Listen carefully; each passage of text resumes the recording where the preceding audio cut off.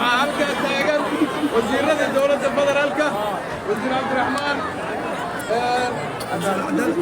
وزير العدالة وزير كلها تقانين وهليا عبد الرشيد حسن عبد النور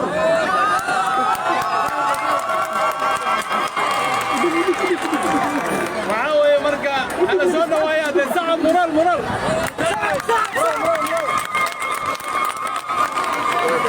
ويا ولا ليال ومالي فرحة ومالي هذه دائما نقوله وعن هذه وما عندنا يا دولة يا الصومالية يا وزير النظام فدرالكم كشقي أو شقي أنت كشقي صيبة إلى أي أجر حسنا كسي إن إسلامه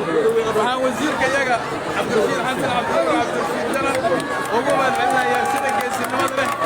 وضد مدرة والشرف كله وولاء كله وأطرد له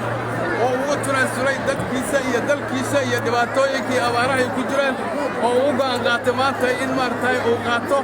الشيء نمدد وقيمة بدل آدي بموزن الله وعادي كودي بيا ورفع العدالة بسم الله الرحمن الرحيم الحمد لله والصلاة والسلام على رسول الله صلى الله عليه وسلم وزير عبد الرحمن ديري وزير عبد الرشيد جنن قدوميها مامورك مقالة بلد حاوي يكون كدو يساعدونها هل كان جوغا ديري كدو قارهان مقالة بلد حاوي وحان مركور يقول سلام صلاة إسلامك السلام عليكم ورحمة الله وبركاته هذا السلام مدنية اليمرويين وحنانيها وكوها اللينا مقع مدحوينها جمهورية مدن محمد عبد الله محمد رئيس الوزراء حكومته مدن محمد حسين روبلي اللي سوق كارسينينا سلام يا هديت نكاكت تمت مدحنا قرن كصوماليات دولة الفدرالية يا صوماليا وحفرحت يا رين هو إسلام مركانا يسوي نوكو بادر إسحاق وعن كتاريخها وهل كان قيمة وزير عبد الرشيد عبد النور جنن ودكتين دوركم كلية هي نبض عن صوماليا كارهان قبل كان وزيركم وهل كان قيمة ربع الرموض وإسحام بارسن مدهر وكرشو هي دمقشو السبب قرتي إنه قرن كصوماليا أوهي الليو إنه ضد مقالدان يقبل كان كلنا أوهي الليو تاسو قاتي inuu ka qayb qaato nabadgelyada iyo sidii loo soo aftari lahaa colaadii halkan ka jirtay isla markaana uu dawladda ula shaqayn lahaa waxaa garashada wasiirka lagu qabay dadaal ay bixisay dawladda federaalka ee Soomaaliya oo ku aadan sidii isfaham looga gaari lahaa qabashadii dadka reer Gado gaar ahaan wasiir Janan oo ah wasiirka amniga ee Jubbaland iyo xiisadii jirtay sidii loo xallin lahaa labadaas dadaal oo la isku qabay waxay keeneen in iyadoo la wada jiro wasiir Janan iyo maamulkii gobolka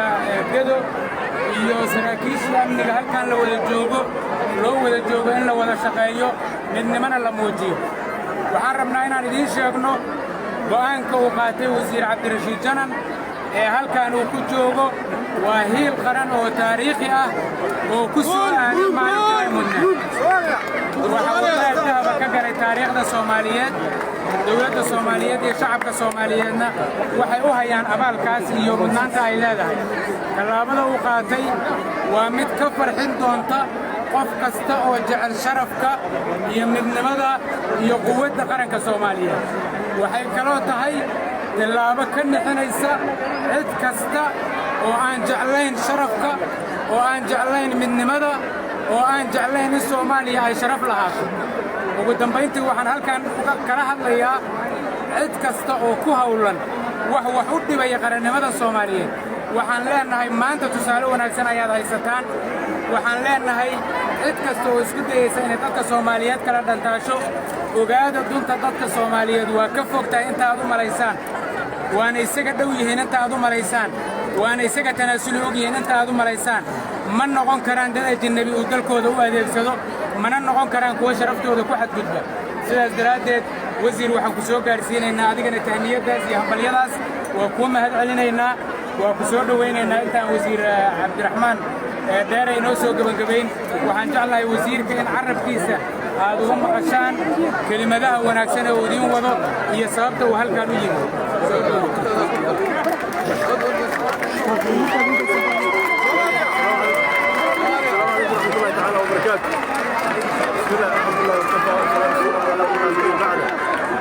أولاً وسيلة وين سلمى؟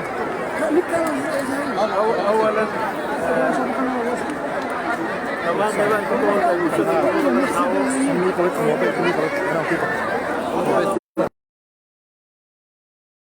Somaliyeed maamulka iyo dhammaan